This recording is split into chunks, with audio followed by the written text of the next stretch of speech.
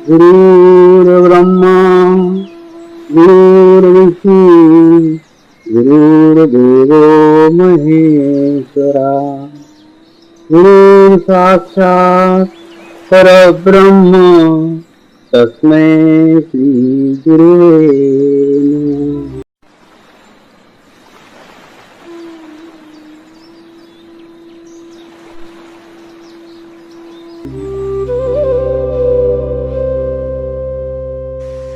मैं एक पवित्र आत्मा हूं, यानी मैं शरीर नहीं हूं। मैं एक शुद्ध आत्मा हूं। शुद्ध आत्मा केवल परमात्मा है। परमात्मा के सिवा मेरा कोई अस्तित्व नहीं है। मैं परमात्मा मैं हूं। मैं एक पवित्र आत्मा हूं, यानी मैं शरीर नहीं हूं। मैं एक शुद्ध आत्मा हूं। शुद्ध आत्मा केवल परमात्मा है। परमात्मा के सिवा मेरा कोई अस्तित्व नहीं है। मैं परमात्मा मैं हूं। मैं एक पवित्र आत्मा हूं, यानी मैं शरीर नहीं हूं। मैं एक शुद्ध आत्मा हूं। शुद्ध आत्मा केवल परमात्मा है। परमात्मा के सिवा मेरा कोई अस्तित्व नहीं है। मैं परमात्मा मैं हूं।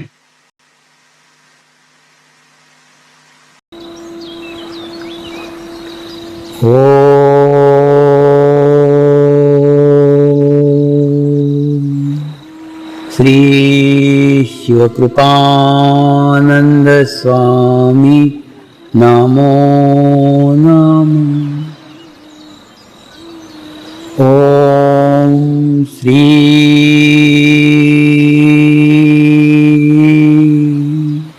शिवकृपानंद स्वामी नमो नमः।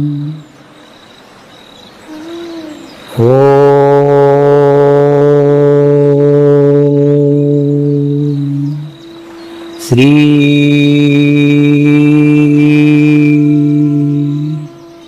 शिवकृपानंद स्वामी नमो नमः।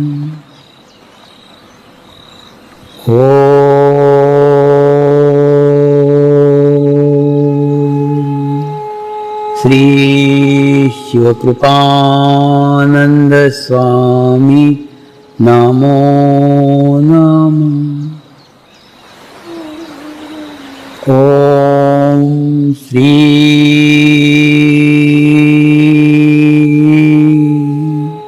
शिवकृपानंद स्वामी नमो नमः।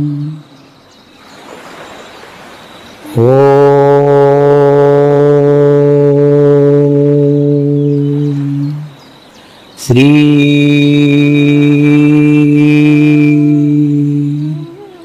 शिवकृपानंद स्वामी नमो नमः।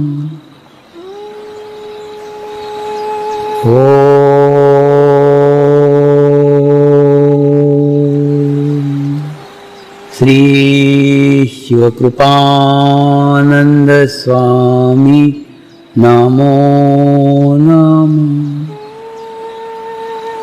ओम श्री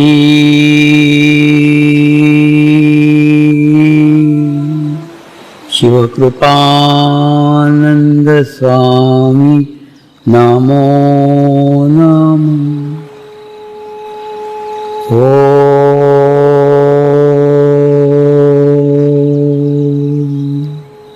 श्री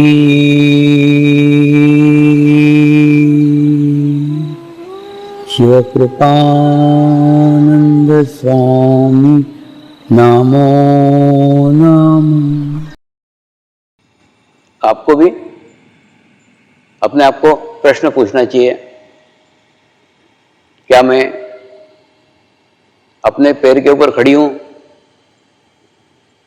क्या मैं अपने पैर के ऊपर खड़ा हूं? पैर पे खड़ा हूं से मतलब पैर से खड़ा हूं का आशय ये कि आप अगर स्वावलंबी है, आप आपका भार स्वयं उठा रहे हैं, तो सामूहिकता के ऊपर, माध्यम के ऊपर आप भार नहीं है। आपका वजन सामूहिकता पे नहीं आएगा, आपका भार माध्यम के ऊपर नहीं आएगा, आपका भार कलेक्टिविटी पे नहीं आएगा।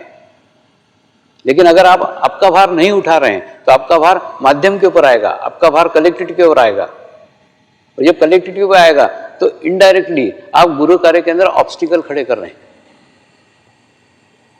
आपको अभी कल्पना नहीं है, साधकों की संख्या खूब बढ़ गई है। और दूसरा, कितने लोग 200-200, 250 वीडियो शिविर चलते हैं। वो वीडियो शिविर से कितने लोग जागृति करते हैं, कितने लोग जागृति पाते हैं, कितने लोग ध्यान सीखते हैं, कितने लोग ध्यान करते हैं, इसका कोई हिसाब किताब, कोई लेखा जोखा अपने पास में नहीं है, क्योंकि वो सीख के चले जाते हैं। लेकिन जब संकट का समय आता है, जब सब शरीर के प्रयास समाप्त हो जाते हैं, जब बुद्धि के सब प्रयास समाप्त हो जाते हैं, तो उस समय आत्म साक्षात्कार याद आता है, माध्यम याद आता है। ये गुरु पूर्णिमा मेरे लिए भी एक परीक्षा की घड़ी थी। तो कैसे बताता हूं, जिनको मैं जानता भी नहीं हूं, जिनके नाम भी मुझे पता नहीं है, ऐसे 5 साधक गुजरात से गए हुए थे इराक के अंदर, और इराक में फंसे हुए थे। उसमें से 3 सुखरूप भारत पहुंच गए, 2 अभी भी अटके हुए।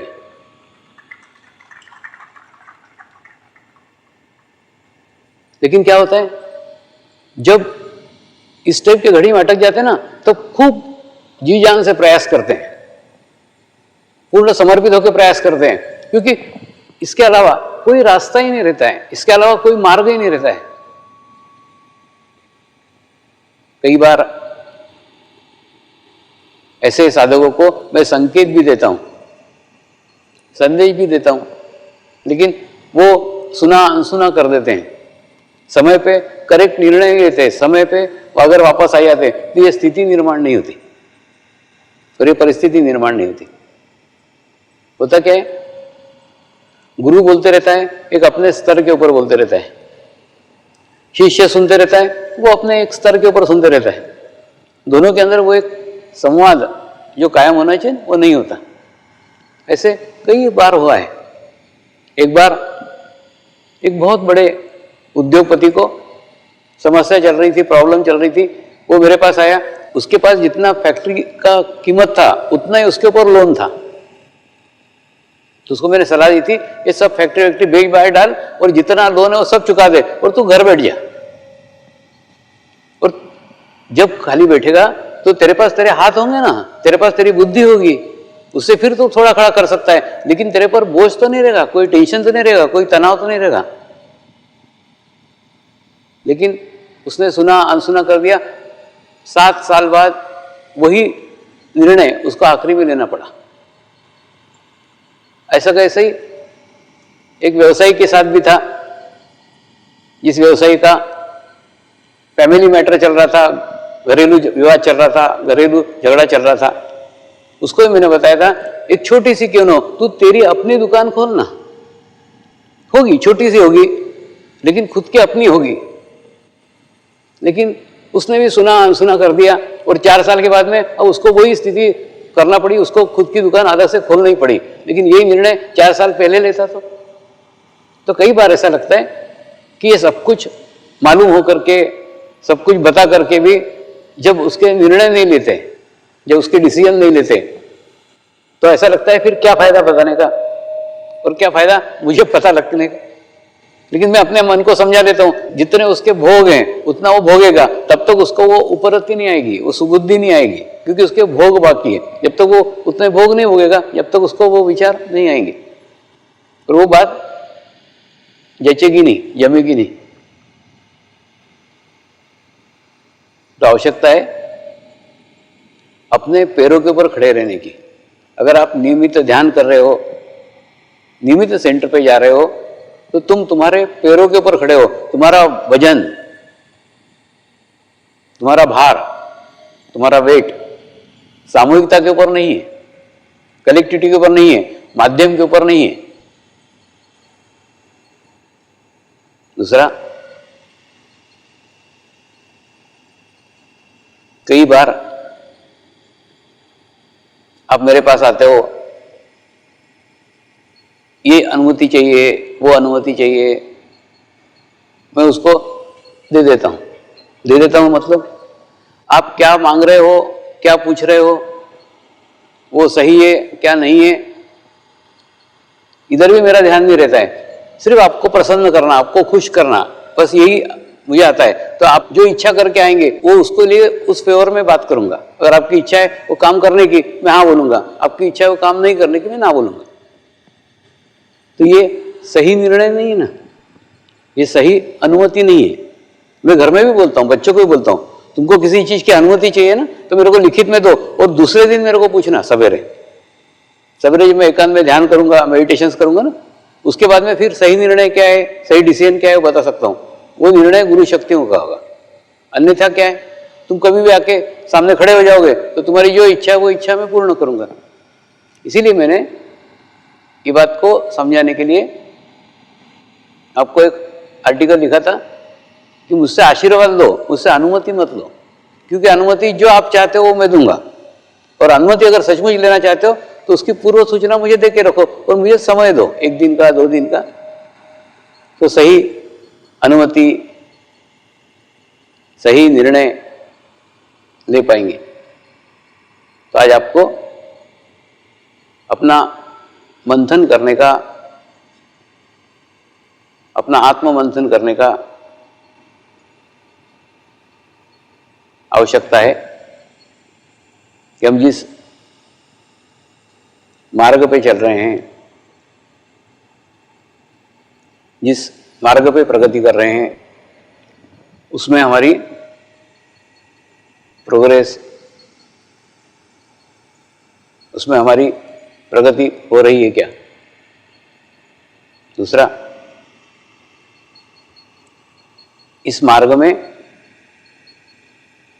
अपेक्षा रहित होकर क्या हो। आप अपेक्षा सहित आओगे ना तो आपकी अपेक्षा ही आपके ध्यान में से बाहर होने का कारण हो जाएगी। बोलते ना, प्रभु से प्रेम कोई शर्त पे नहीं किया जाता, कोई शर्त नहीं होती, निर्व्याज प्रेम होता है। ठीक उसी प्रकार से ये ईश्वर भक्ति का मार्ग है। इस मार्ग में कोई भी अपेक्षा लेकर के मत आओ, क्योंकि उसमें अपेक्षा पूर्ण हो जाएगी तो ध्यान छूट जाएगा। मैं इस मार्ग में कोई अपेक्षा लेकर के नहीं आया। ये कार्य करना अच्छा लगता था इसलिए कार्य किया, और इतना वृद्धिगत होगा, इतना बढ़ेगा, ये कभी भी नहीं सोचा था। ना मैंने सोचा था, ना मेरे परिवार ने सोचा था, किसी ने भी नहीं सोचा। सिर्फ अच्छा लगता है इसलिए कर रहे थे। दूसरा, कुछ दिन पूर्व इसी आश्रम में मैंने केवल 2 जैन मुनियों का शिविर लिया था। जितने भी जैन मुनियों के शिविर हुए थे, उन शिविर में से 2 अच्छे जैन मुनियों को सिलेक्ट करके, चुनाव करके उनको समय दिया था कि 8 दिन एक बड़ा शिविर यहाँ पे संपन्न होगा। एक बार एक गच्छाधिपति जी थे, उनके सामने चर्चा हुई थी। उन्होंने पूछा था, शरीर छोड़ करके आपने कभी ध्यान किया है क्या? तो उनको मैंने उत्तर दिया था कि गहन ध्यान अनुष्ठान पूरे 45 दिन उसी स्तर के ऊपर होता है। तो वो जैन मुनियों को जिज्ञासा थी, जानने की इच्छा थी कि ऐसा अनुभव, ऐसी अनुभूति आप हमें करा सकते हो क्या? तो उसी अनुभूति को कराने के उद्देश्य से यहाँ पे 8 दिन का शिविर रखा गया था। लेकिन वो अनुभूति में वो कुछ दूरी तक ही आ पाए, उस ऊंचाई को नहीं पा सके। उसका कारण हम ना सब कुछ अपना छोड़ देते हैं, लेकिन जो लिंग भाव है वो लिंग भाव नहीं छूटता। यानी पुरुष होगा तो मैं पुरुष हूं का अहंकार नहीं छूटता, स्त्री होगी तो मैं स्त्री हूं इसकी आत्मग्लानि नहीं छूटती। तो ये जिस लिंग से संबंधित है उस लिंग का भाव अंतिम समय में हमारे बीच में एक रोड़ा बन करके ध्यान में खड़ा होता है।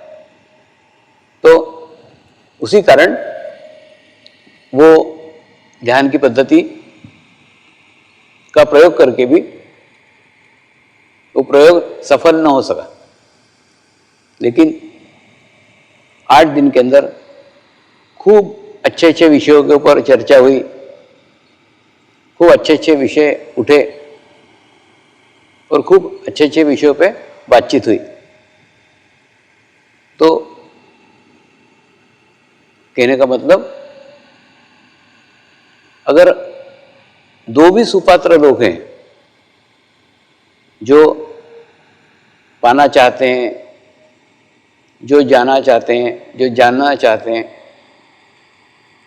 तो ऐसे 2 लोगों के लिए भी 8-8 दिन मैं अभी समय दे रहा हूं।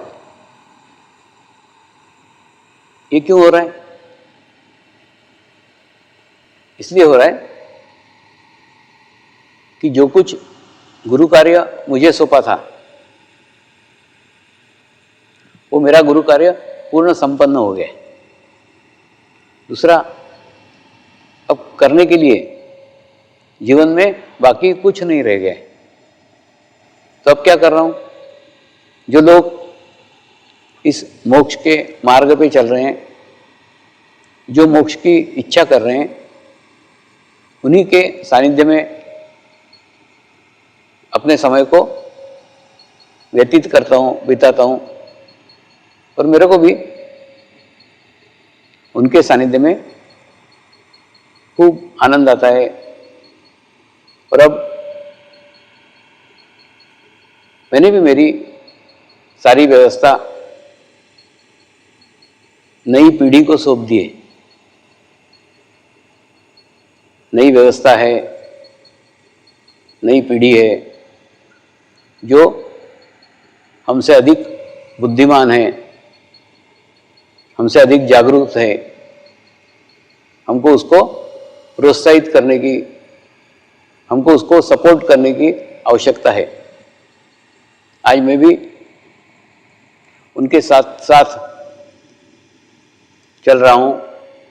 उनसे ईमेल करना सीख लिया है, उनसे व्हाट्सएप करना सीख लिया है, उनसे इंटरनेट बैंकिंग सीख लिया है, उनसे वाईफाई सीख लिया है, उनसे वीडियो कॉन्फ्रेंसिंग सीख लिया है। और शीघ्र ही ई बुक पब्लिश होने जा रही है। तो सीखने की कोई उम्र नहीं होती। अगर हमारे अंदर संकल्प है, हमारे अंदर इच्छा है कि उस युवा पीढ़ी को साथ देना है, तो हम उसके साथ साथ चल सकते हैं। दूसरा, आज आपको ई बुक, वाईफाई, इसके ऊपर से एक और बात याद आ गई। परसों के दिन आप जैसे बोलते हो कि नहीं, हम आपको पूर्ण समर्पित है।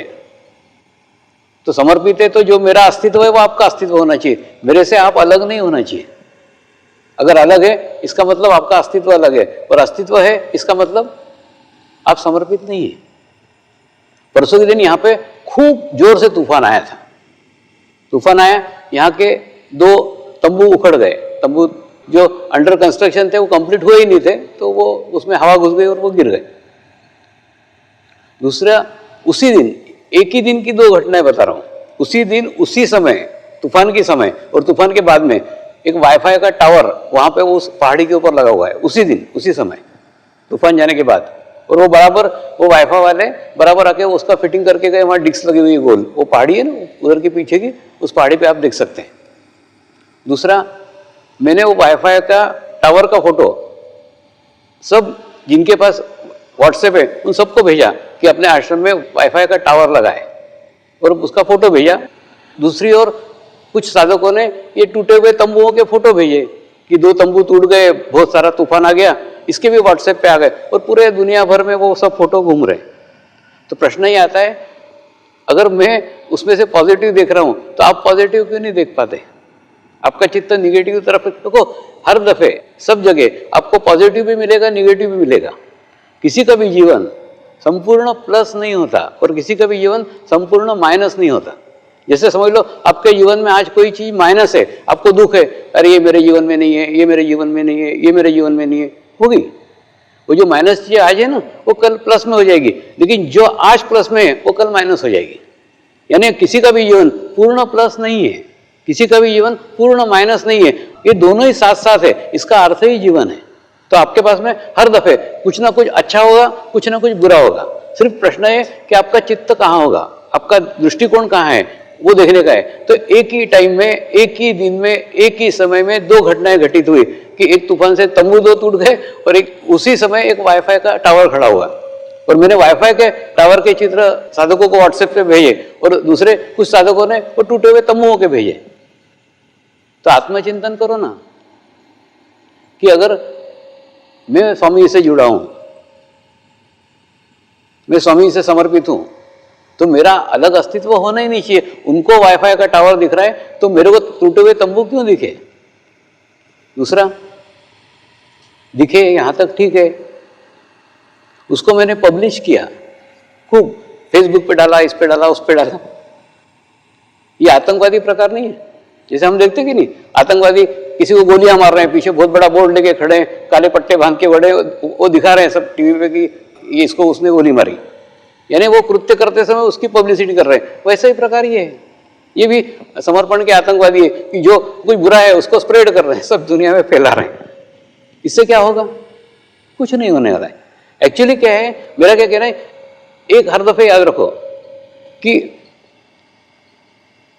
ध्यान यानी क्या, जो हमारा चित्त बाहर की ओर है, जो परमात्मा को हम बाहर खोज रहे हैं, ये एकदम अपने प्रिंसिपल के एकदम विरुद्ध है। ये अपना प्रिंसिपल ना, प्रिंसिपल को क्या है समझ लो, जो परमात्मा की खोज हम बाहर कर रहे हैं, मंदिरों में जा रहे हैं, गुरुद्वारा में जा रहे हैं, चर्च में जा रहे हैं, सब बाहर खोज रहे हैं, इधर इधर इधर इधर परमात्मा खोज रहे हैं, बाहर खोज रहे हैं, ठीक है। उसके बाद में उसी खोज को जब अनुभूति होती है किसी ऐसे गुरु के माध्यम से, इसने अंदर अपने को खोजा हुआ है, परमात्मा को अंदर खोजा हुआ है, और ऐसे गुरु जब मेरे जीवन में है तो मैं मेरा ही अनुभव बताता हूं ना। उसके बाद में मैंने भी खूब मंदिरों में घुमा और खूब जप जप के, खूब पूजा पाठ किया, सब किया, लेकिन जैसे अनुभूति कराई ना तो इनवर्ड यात्रा चालू हुई, अंतर्मुखी यात्रा चालू हुई, भीतर की यात्रा चालू हुई। और भीतर जाने के बाद में जाना परमात्मा मेरे ही भीतर है, मेरे ही अंदर है।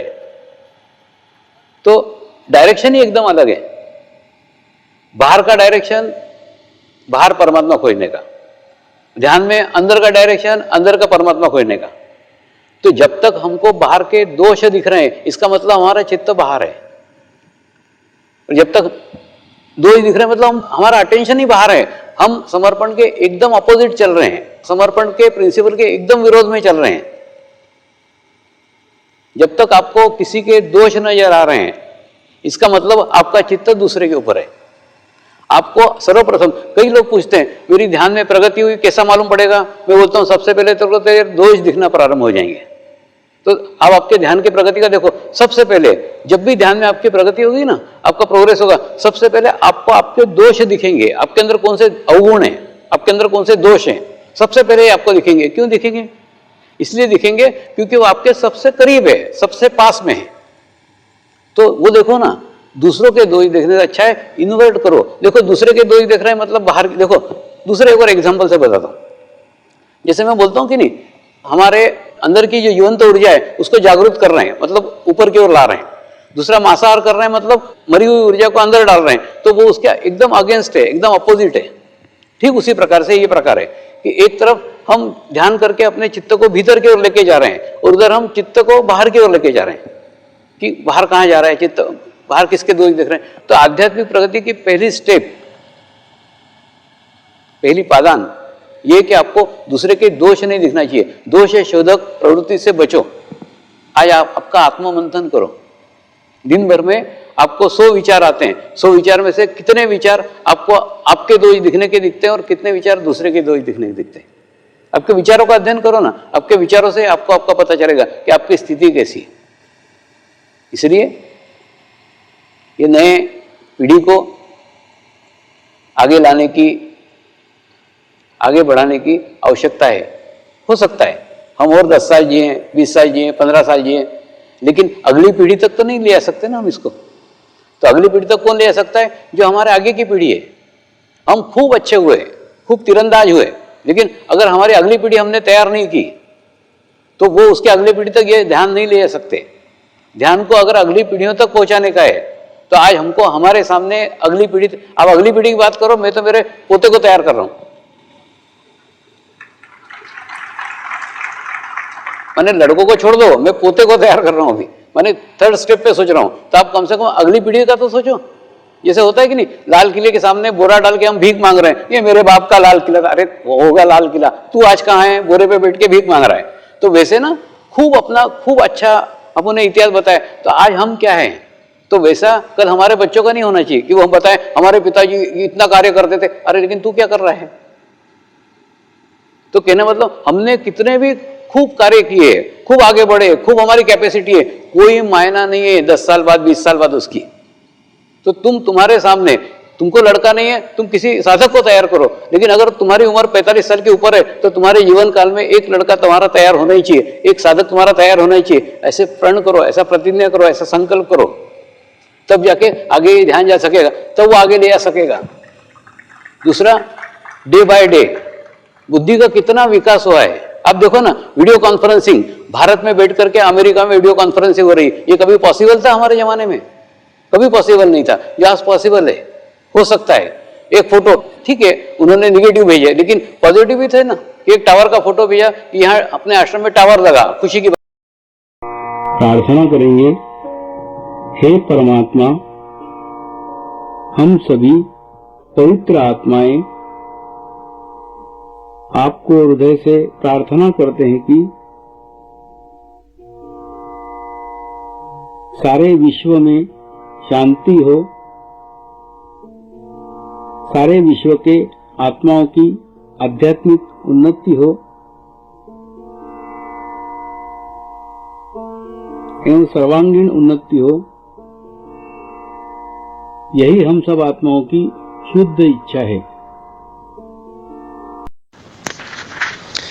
हे परमात्मा, हम सभी पवित्र आत्माएं आपको हृदय से प्रार्थना करते हैं कि हमारे सद्गुरु श्री शिव कृपानंद स्वामी जी का स्वास्थ्य सदैव अच्छा रहे, उनकी आयु दीर्घ हो। यही हम सब आत्माओं की शुद्ध प्रार्थना है, शुद्ध प्रार्थना है, शुद्ध प्रार्थना है। शांति पाठ करेंगे। ओम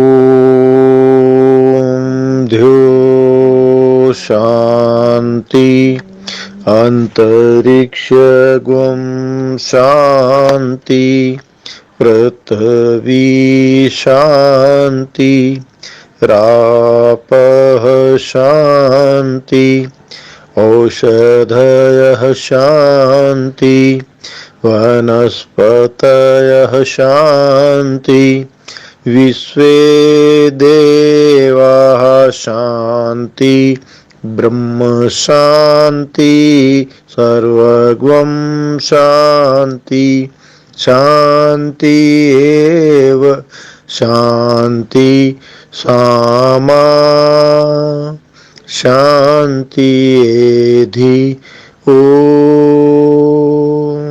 शांति शांति शांति सर्व इष्टसु शांति भवतु।